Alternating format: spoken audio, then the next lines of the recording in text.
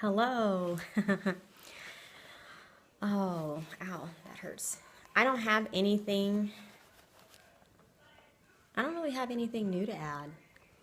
I had Mother's Day I guess it was good. My mom said she enjoyed herself. I went to her church with her, and then we drove down to our cousin's house and we had steak and lobster. So, um, that's it's always a little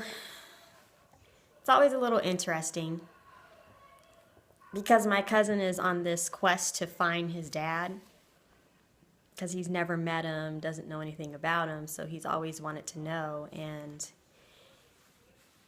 he hasn't found anybody because he took the genetics test at 23andme.com that offers. He took that test as well, and he still hasn't been able to get any new leads on his father, and it could be some of the issues could be that his mom just didn't tell him the truth about his parentage. I don't know, but I kind of know what he feels, wanting to know that information. I took my genetics test and I did a video blog about it. And I had a couple people make an assumption that I was sad in the video because I wasn't more mixed than I am, and that had nothing to do with with the way I was feeling, or if I came off as sad, that wasn't the reason why.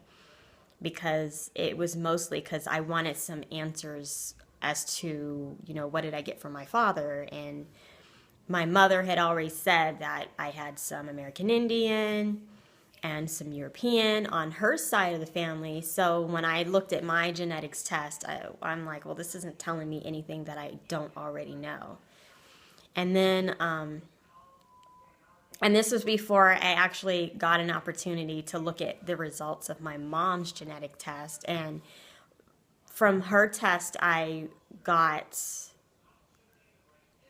I realized that, hey, my mother, when she thought she had American Indian in her, she actually doesn't have any. So I actually do. So I got that from my father, whereas my mom, she was kind of a little shocked by that because that was the thing. Oh, we've got some American Indian and yada, yada, yada. And it turns out she doesn't. So that is the one thing. And that probably explains why the people who aren't related to me through my mom, a lot of those people obviously are related to me through my bio dad, and a lot of them happen to be Hispanic. So I don't know anything about my biological father being of Hispanic descent or anything like that. I just so that was like, wow. Anyway, that's I did, I do know his name and I know where he used to live.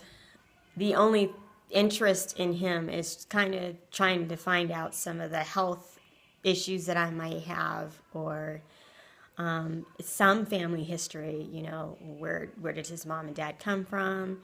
I do have those questions, and I don't know if those are ever get answered. But yeah, it's one of those things where it's just nice to know. I couldn't imagine not wanting to know. I mean, there's some people out there who just don't give a flying flip who their biological parents are, that they weren't a part of it, so they're not really curious. And I know there's people out there, but I'm like the opposite. I am curious about the family history, not necessarily wanting a relationship, but just knowing genetically where I come from. And without their existence, I know I wouldn't be here right now. So that's kind of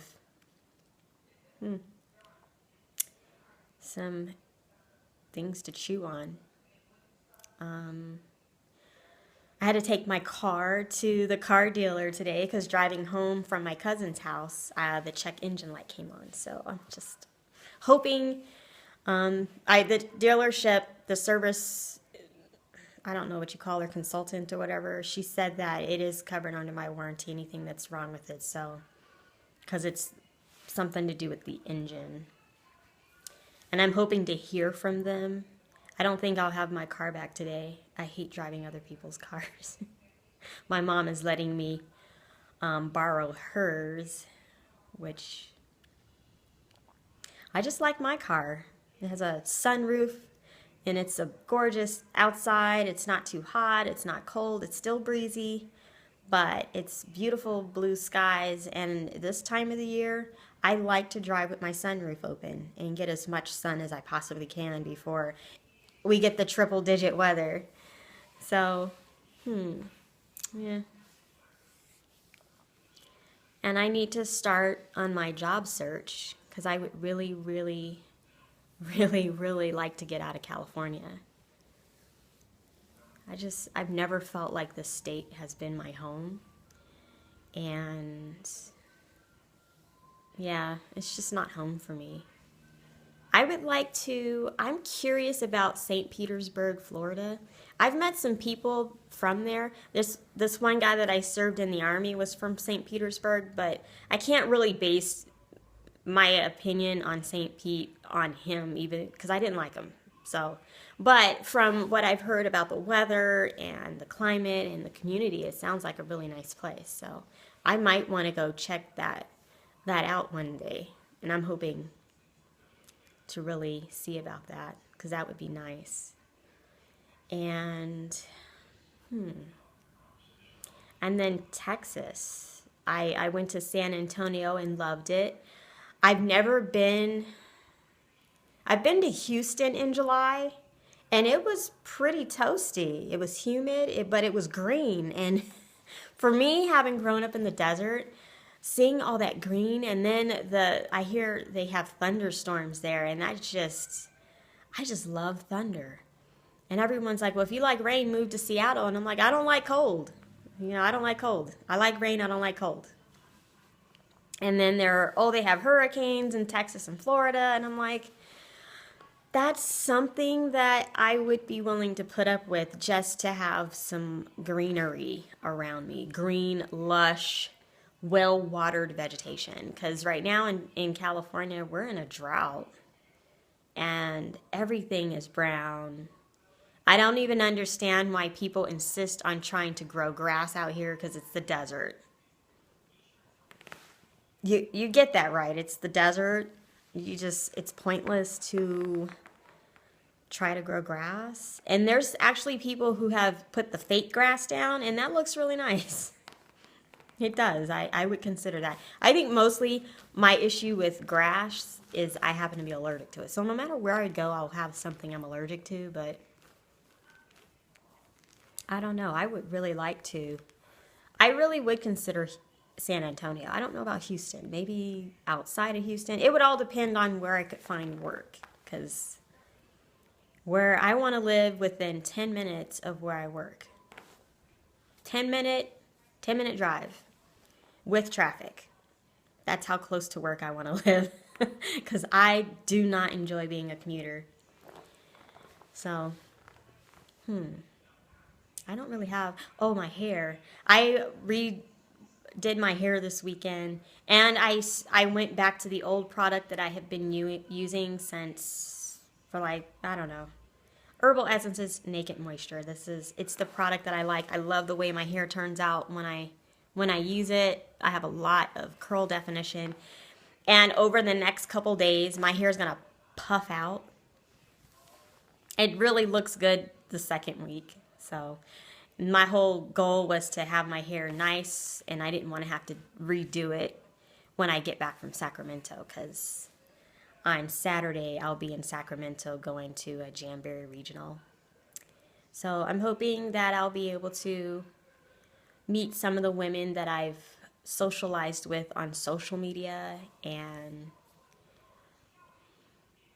maybe I'll be a little bit more motivated to kind of build a team, because right now I feel like I'm more of a hobbyist. I haven't even changed my manicure. It's been 2 weeks with this manicure, and I've got new growth, as you can see. So, and this is the Let me see here if I can get it to focus. But as you can see, my nail polish has not chipped. Not chipped at all. Just a little new growth. These wraps are starting to buckle on the side, but it's been 2 weeks. I'm not going to expect them to look perfect now. And I'm totally lazy. I should be changing them right now instead of shooting a new video, but I think I'm just going to keep going with this manicure. I might start taking it off tonight. But that's all I have to say today. If you liked this video and you don't mind seeing more, you can like it, a thumbs up it. I'm not gonna, you know, people do this and I'm like, ooh, are you pointing at your private parts? So, if you, I don't know. I've been meaning to do a tutorial using one of the lacquer sets, and I don't know when I'll be able to shoot that. I'm without a car, and I have to take care of some business, so who knows. But I'm gonna go because I have to get this uploaded, and it usually takes me half an hour to 45 minutes.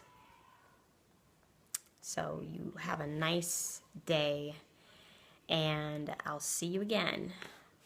Bye.